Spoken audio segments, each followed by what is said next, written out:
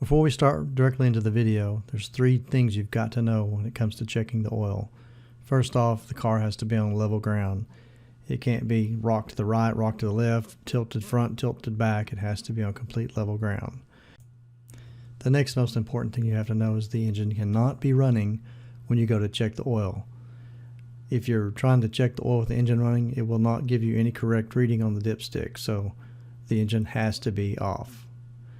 Thirdly, if the engine has been running and you turn it off, wait at least 2 or 3 minutes for the oil to drain back down to the oil pan on level ground before you check your level.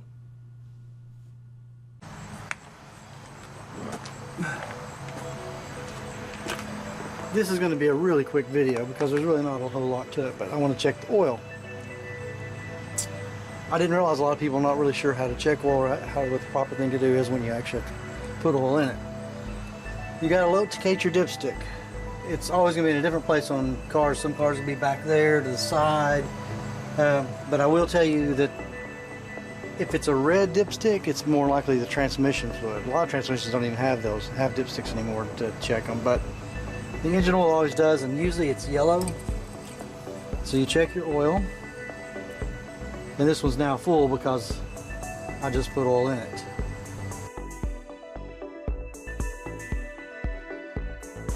I've already added oil to it, and then I thought about doing this video after the fact, but I do it like an old moonshiner. I know exactly how to tilt it and get it to pour right in the hole without making a big mess. But if you're not comfortable with that, get you a funnel and put some in. Now, most jugs are clear and you can see the oil moving around. And each of these increments are quarts. So you need to know how to read a dipstick, and I'll just put a little graph here.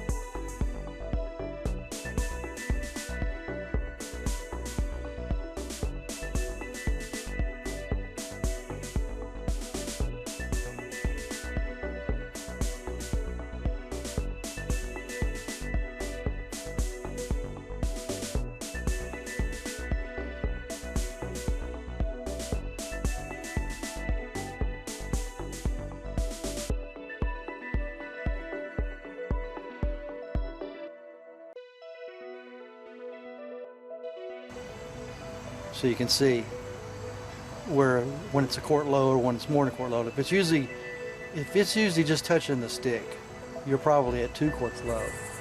If it's not on the stick at all, you add a quart, check it, and then add another quart and check it. But here's the thing: not all engines, when you put the oil up here in the valve cover at the top of the motor, when you put the oil in, not all engines just immediately go into that oil pan. It may have to run through channels and take a minute. So if it looks like it's a quart low and you put a quart in it, and then you immediately pull the stick out and look and see that it's still not up to a quart, don't put more oil in it. Give it at least 2 or 3 minutes, at least about 3 minutes at least, and then check your stick and see if it's come up any, because it does, like, I want to say it's a Mazda or a Honda, one of those engines. At least around 2015, I can't think which engine it is, when you put the oil in, it takes a while to get down to the bottom. So you definitely want to check. And then once you've got your oil put in, make sure your cap is good and secure. Some of them, like this one, snap. Once it snaps, or you don't have to tighten it down super tight. You don't want it to be so tight you can't get it back off. But that's pretty much how you check the oil. And also, while you're underneath the hood, looking around, just look and see if you have any antifreeze leaks or anything oily spots on the engine. It might indicate you got a leak of something somewhere. Kind of smell, if you smell gas, because your injectors can leak. And also, you want to check your air filter. At least every time you change oil, check your air filter and see how dirty it is. Usually they go about 15 to 20,000 miles on this style type here. But I usually clean them. And I'll put a link down in the description for the company that makes them, but you can buy washable air filters, and I highly recommend them because, 1, they're better for performance, and 2, you buy them one price and that's it. But because I wash mine about every 10,000 miles. I pull it out and I wash it out and put it back in. Of course, I'll let it dry. But that's pretty much how you check the oil on the engine. If you want to check the radiator, definitely don't do it while the engine's hot. It can blow antifreeze on you. But that's it.